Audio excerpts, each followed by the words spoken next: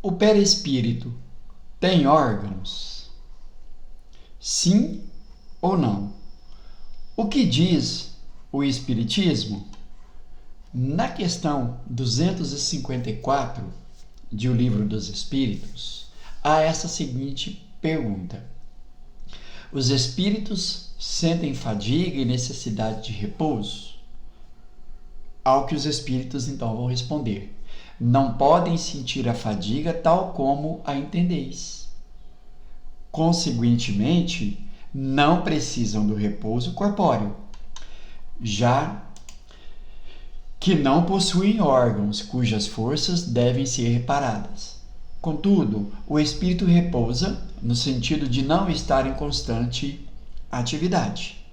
Ele não age de maneira material. Sua ação é toda intelectual e o seu repouso é todo moral. Ou seja, há momentos em que o seu pensamento deixa de ser tão ativo e não se fixa em um objeto determinado. É um verdadeiro repouso, mas de nenhum modo comparável ao do corpo.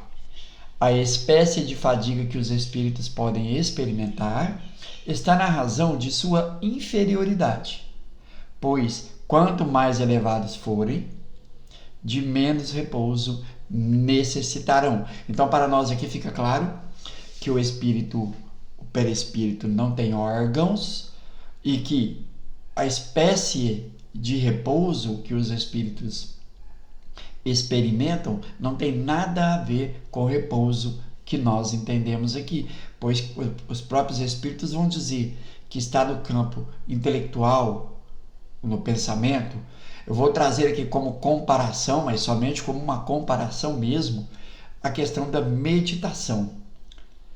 Quando a pessoa que medita, ela já com bastante conhecimento sobre a meditação, ela volta toda a sua atenção para a respiração, deixando que os pensamentos fluam, passem, e ela fica ali num estado de relaxamento. Mal comparando, é isso, mais ou menos isso, que os espíritos experimentam quando repousam, ou seja, o espírito quanto mais inferior, mais necessita desse repouso. Por quê? Porque a sua atenção está voltada a um determinado objeto, a uma determinada situação. Aí nós vamos entrar aqui até conjecturando a questão do apego. Quando ele consegue tirar a atenção daquela determinada situação, objeto, enfim, para ele é um momento de repouso, porque o seu pensamento ele diminui a atividade. Na questão 255, vai ser perguntado assim: quando o espírito diz que sofre, de que natureza é o seu sofrimento? Angústias morais, que o torturam mais dolorosamente do que os sofrimentos físicos. Vou repetir a resposta: angústias morais, que o torturam mais dolorosamente do que os sofrimentos físicos. O espírito, quanto mais inferior, menos ele conhece as leis que regem o mundo espiritual. Ele desconhece que o seu pensamento atua sobre o fluido cósmico universal, formando imagens. Quando o espírito está com a atenção voltada a uma determinada enfermidade, a um sofrimento que ele aqui padeceu enquanto encarnado, ele traz na sua lembrança aquela situação, forma aquela imagem no seu perispírito, que é uma aparência e que para ele é real, como os objetos materiais são para nós aqui encarnados. Mas, quero repetir, é uma aparência, uma ilusão que esse espírito, por ignorância, por desconhecimento, acredita ser verdadeiro. Muitas das vezes até julga ainda estar vivo em um corpo físico. Bom, na questão 256, aí Kardec vai perguntar então, como é, então, que alguns espíritos se têm queixado de sofrer frio ou calor? Olha a resposta. Reminiscência do que padeceram durante a vida, algumas vezes tão penosa quanto a realidade.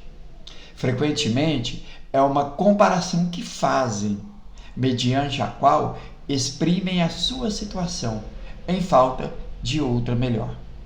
Quando se lembram do corpo que tiveram, experimentam uma espécie de impressão semelhante à de alguém que, havendo tirado uma capa, julga ainda estar com ela algum tempo depois. Uma resposta muito interessante. Então, os espíritos descrevem para nós os seus sofrimentos físicos, eles não compreendem a sua situação e dizem aquilo que sentem, acreditam estar sentindo fisicamente falando. E lembrando que o perispírito, aquela imagem, é uma aparência formada no perispírito. E essa aparência, para o espírito, é tão real como para nós os nossos objetos materiais são. Mas, veja bem, toda a dor, todo o sofrimento, quando ele se diz amputado, tudo isso são reminiscências da sua última existência, que é um sofrimento moral muito mais agudo do que o sofrimento físico, assim nos dizem os espíritos.